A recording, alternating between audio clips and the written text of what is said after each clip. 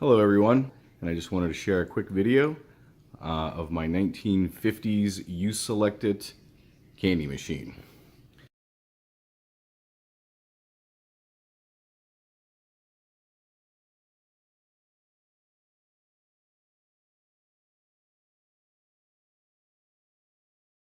This is a coin operated machine, which means there's no electricity, you don't plug into the wall.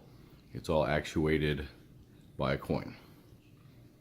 So the way this machine works is all of the different items. I made this a candy machine, but when they were original, they would vend any type of product. So I added the graphics, the paint job, all that stuff, as they originally did not include that. So you have quite a few compartments in here for your candies or whatever you're vending.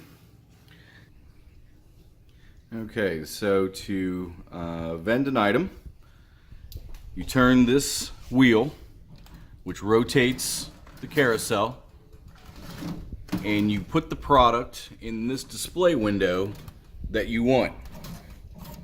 So if we go down here till we get a Twix, we put that in the display window, and we go ahead and put our 2 nickels in.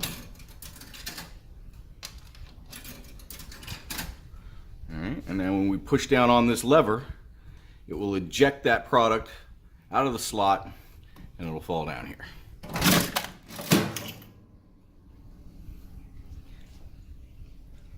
And that's how you vend. So you just reach in here, get your candy, and now the lever's locked.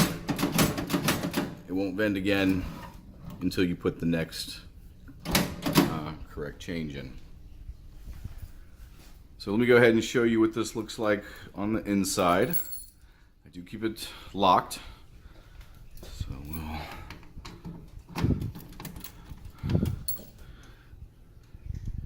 okay. So this is the main mechanism that rotates as you turn this wheel on the side. Goes all the way around. I'm not sure how many candy bars this holds, but holds a lot. I used to have this full, but I do have 4 kids, and that didn't last long. So this is the coin mech over here. This is where the coin falls in. This is the slug rejector, so it actually checks to make sure that the coin's good. It goes down in here.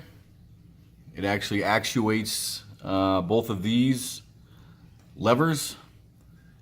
The nickels appear there, so I'll show you that real quick. Let me grab 2 more nickels.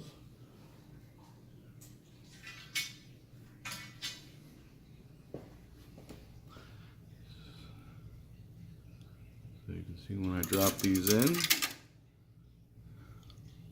that's where 1 nickel goes. Drop in the next, and of course so that's how the mechanism works. I didn't really do much cleanup on the mechanism itself. It was already in pretty good shape. I know a lot of people do full restores on that, take every component apart, zinc plate them, do all of that, but since it worked fine and it's relatively clean, I decided to just leave it as it is.